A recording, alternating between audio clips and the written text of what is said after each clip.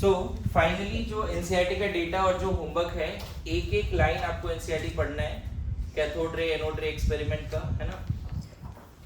Molecular oil drop experiment, थोड़ा सा यहाँ रेडियो एक्टिविटी के बारे में लिखा है ना। अभी तक हमने जितने भी चीजें देखी उससे ये पता चला कि इलेक्ट्रॉन, प्रोटॉन और न्यूट्रॉन का, है ना, चार्ज क्या है 1.602717 into 10⁻⁻19 कूलम।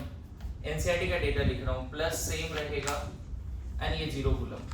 रिलेटिव चार्ज क्या है, this is the actual charge, है ना। रिलेटिव चार्ज क्या है, और ये पता है मोल कंसेप्ट में हमने बहुत बार डिस्कस किया है, राइट। -1 +1 0। मास क्या है ना। मास को 3 यूनिट में लिख सकते हो, 9.1। चलो मैं पूरा डेटा नहीं लिख रहा हूँ, 31 kg, 1.672621 into 10⁻⁻27, 1.674927 into 10⁻⁻27। ये पूरा किसमें है, केजी में।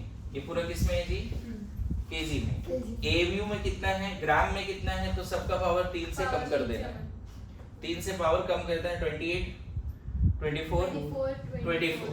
और एएमयू में कितना है, इलेक्ट्रॉन, प्रोटॉन, न्यूट्रॉन का मास 0.00054, 1.00727, 1.00867।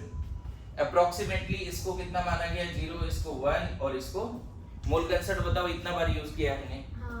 पता है मॉडर्न फिजिक्स में जब E = mc² लगाते हैं आइंस्टाइन इक्वेशन, तो वहाँ एग्जैक्ट ये वैल्यूज के साथ बात करते हैं। मतलब वहाँ ऐसा नहीं कर सकते कि 1.00727 को 1 ले, लेकिन मोल के कोई भी कैलकुलेशन में ये कर सकते हो। तो ये डेटा आपको क्या होना चाहिए, याद होना चाहिए। मेरी बात आ रही है समझ में। So in this way electron, proton, neutron is okay. So electron, proton, neutron की डिस्कवरी हो गई and now we have to discuss the how these particles are inside the atom। ये पता करना पड़ेगा हमें। तो जे थॉमसन ने इलेक्ट्रॉन की डिस्कवरी के साथ ही अपने मॉडल के बारे में बात किया था, हमने थोड़ी देर पहले बात भी किया था। उसने क्या बोला, atom is positively charged sphere in which electrons are embedded, ये बोला था। ये मॉडल क्यों डिस्कार्ड हो गया, जब रदरफोर्ड का मॉडल देखेंगे तब समझ में आएगा।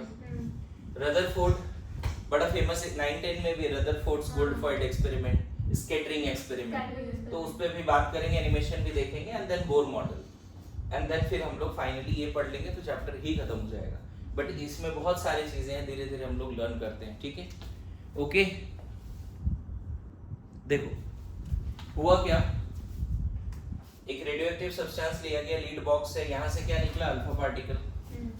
यहाँ पे एक स्लिट है ना। हम लोग जे थॉमसन मॉडल समझ गए, रदरफोर्ड मॉडल्स कैसे आया, तो रदरफोर्ड मॉडल से पहले उसका गोल्डफॉइड एक्सपेरिमेंट हुआ, जिसको रदरफोर्ड स्कैटरिंग एक्सपेरिमेंट बोलते हैं, है ना। तो स्लिट का मतलब क्या होता है, यहाँ पे मान लेते एक छोटा सा एपर्चर जैसा कुछ है जिससे अल्फा पार्टिकल बाहर भाग रहा है। ये तुम्हारा क्या है, गोल्ड फॉइल, है ना, गोल्ड फॉइल। पता है उस समय भी ये एक्सपेरिमेंट 1920s में हुआ था, 1920 में। इसमें जो गोल्ड फॉइल है उसका थिकनेस वगैरह कितना लिया गया था, कुछ आइडिया है?